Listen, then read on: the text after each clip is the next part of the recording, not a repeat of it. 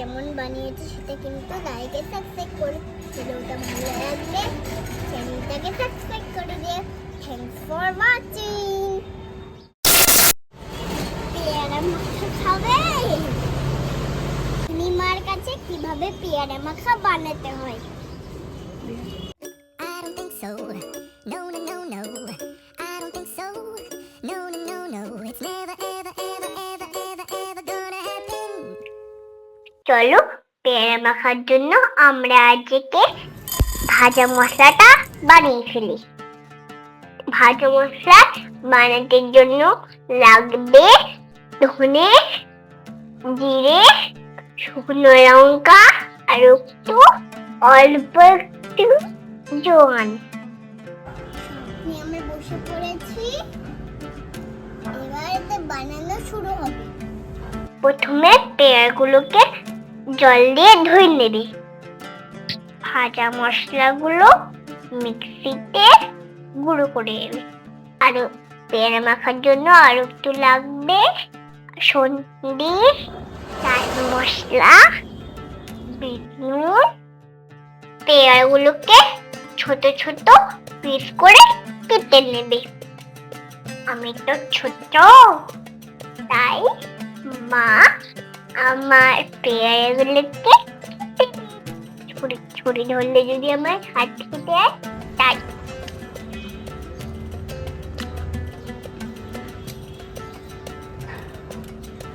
লুকিয়ে লুকিয়ে পেয়ারা খেতে কিন্তু বেশ ভালো লাগে, বল কলি। পেয়ারা মাখা কেমন করে করবে মা আমাকে বলো তো। দাঁড়া বলছি তাহলে। পেয়ারাগুলোকে তো কেটে নিয়েছি, এরপরে একটা বাটির মধ্যে রেখে এর মধ্যে পরপর পরপর ওই বিট নুন, চাট মশলা, কাসুন্দি আর ওই ভাজা মশলাটা যেটা করে রেখেছিলাম সেটাও দিয়ে দেব। এবার সমস্তটা দেওয়ার পরে ভালো করে কিন্তু চামচ বা কোনো খুন্তির সাহায্যে ভালো করে মাখিয়ে নিতে হবে। সময় নিয়ে নিয়ে আস্তে আস্তে মাখাতে হবে, বুঝলি কলি? সমস্ত মশলাটাই যখন ভালো করে পেয়ারার মধ্যে মেখে যাবে তখন বেশ কিছুক্ষণের জন্য একটু রেস্ট মাখিয়ে দেবে। তাহলে কিন্তু পেয়ারা মাখার টেস্টও আরো বেড়ে যায়। এই দেখো ভালো করে নাড়াচাড়া করার পরে একটু খেলাধুলো করে নেবে। তারপরে বিকেল ছাদে হোক বা মাঠে হাতে একটা ঠোঙা পেয়ারা মাখা খেতে কিন্তু বেজায় ভাল লাগে।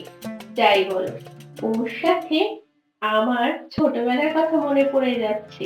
ছোটবেলায় মামার বাড়ি গেলেই আমি আর আমার দুই বান্ধবী মিলে মামার বাড়ির পুকুর পাড়ে বসে এই পেয়ারা মাখা বলো আর গরমের দিনে আম মাখা বেশ মজা লাগতো এই শৈশবের দিনগুলোতে। আজ বলি বলুক কেমন লাগে। হয়ে গেছে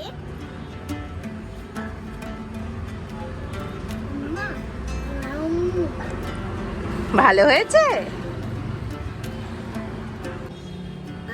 আমাদের ভিডিওটা যদি ভালো লাগে তাহলে কমেন্ট করে বলো। যদি এই ভিডিওটা ভালো লাগে তাহলে লাইক সাবস্ক্রাইব করে দিও। Thanks for watching.